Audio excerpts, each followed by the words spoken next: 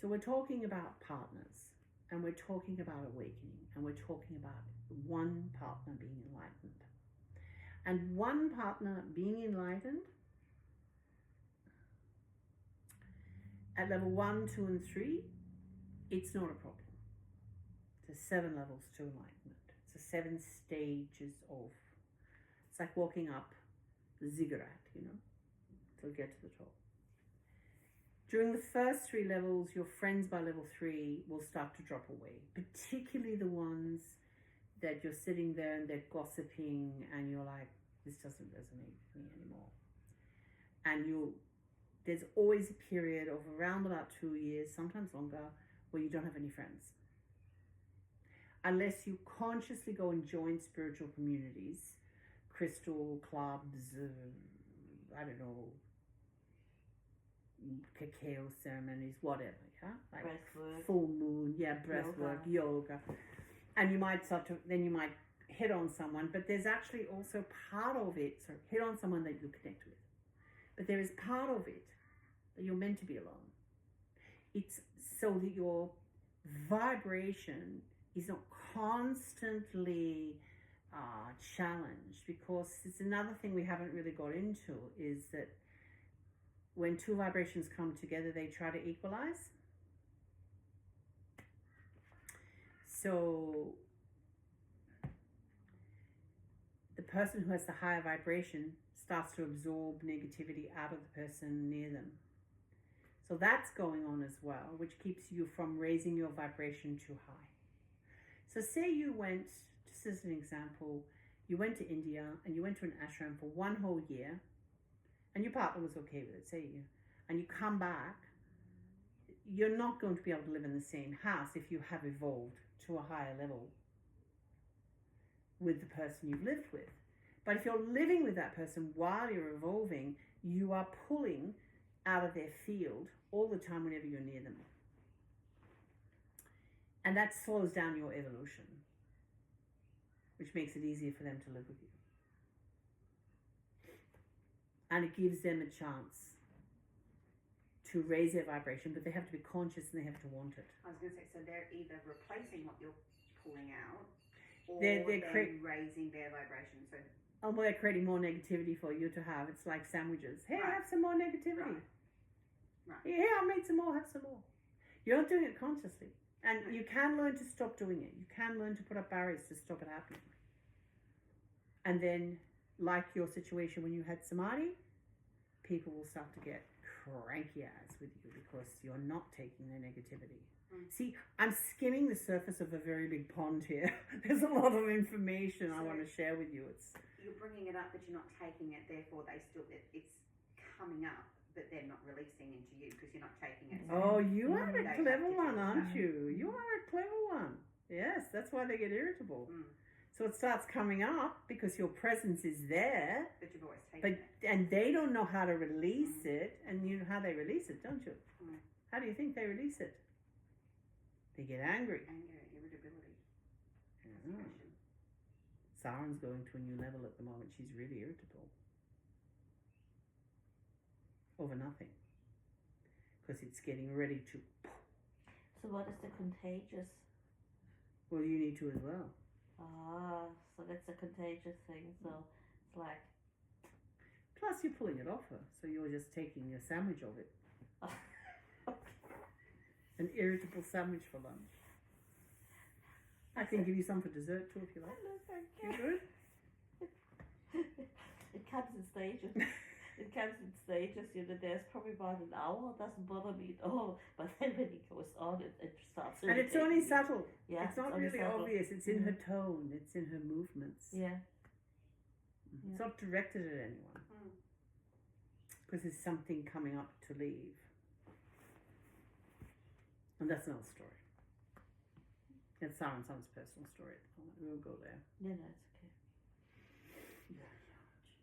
So, have we covered that subject? So sorry. Is it a new question? No. Okay. So for that relationship to continue to be successful, the partner who is functioning at a lower vibration needs to actively work on their own vibration. And let's take it down from really highly spiritual. And just let me interrupt you and say they could be doing self-work. They don't have to be seeking enlightenment. Processing through that. They could be going to a psychologist, psychiatrist, and they could be working on their pre-programmed behaviors that are dragging them down and stopping them from reaching where they want to reach in life. Which is releasing, which is still going to raise their vibration. That's what Saskia is doing. Yeah, she's doing this level. Okay. And there's, it's wonderful. If everyone would do that first before they sought to do the higher work, it'd be so much easier.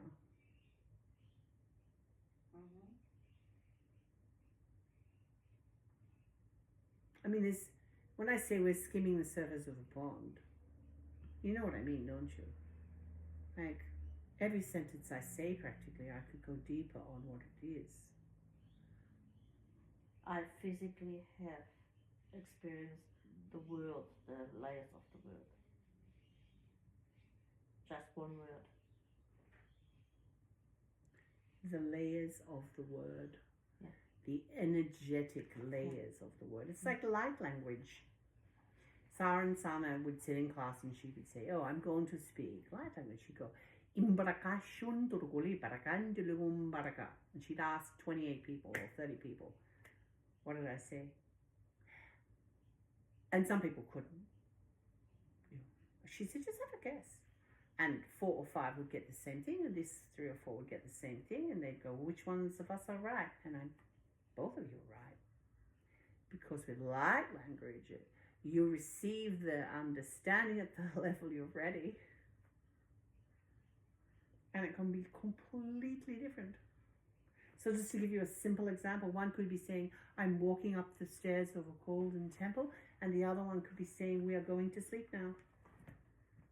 And they're the exact same words, but when you hear them, that is what they mean, and when you hear them, that is what they mean, the other interpretation. But they're nothing alike. Because we receive through light what we are ready to receive. Never more than we are ready to receive. All the people out there, all of you out there that are suffering from transformational sickness, 70% of it is because of what's around you. Because as you vibrate at a higher frequency, so do the things in the room around you. The statue, the plant, the couch, the roof, the floor. It starts to absorb that frequency. That's why Karu and Saran always refer to this as a cocoon or a temple, because they don't just have willy-nilly people come in here, not because they think they're above anyone else or because they don't like other people, but it isn't healthy for the people coming in, and it isn't healthy for the people that live here to bring in people of a low frequency regularly. It doesn't work. That's why when you go to the supermarket, you have to be conscious. You have to hold energy around yourself in your mind and see a mirror so that whatever comes from a person you're passing just gently goes back to them. It's not an attack. It's not a go away, take your crap with you. It's just, I do not choose to absorb this now. And when I buy my vegetables, which obviously it'd be so much better if you could grow them yourself, if you have the time, the energy, the space, and the money to buy the soil. If you don't have good soil, that is. You need to take the time with the food to clear it. And you need to know how to do it, which we can teach you. How to clear things. Sounds going to be doing a course very soon on clearing. Just on clearing and different layers and levels of clearing.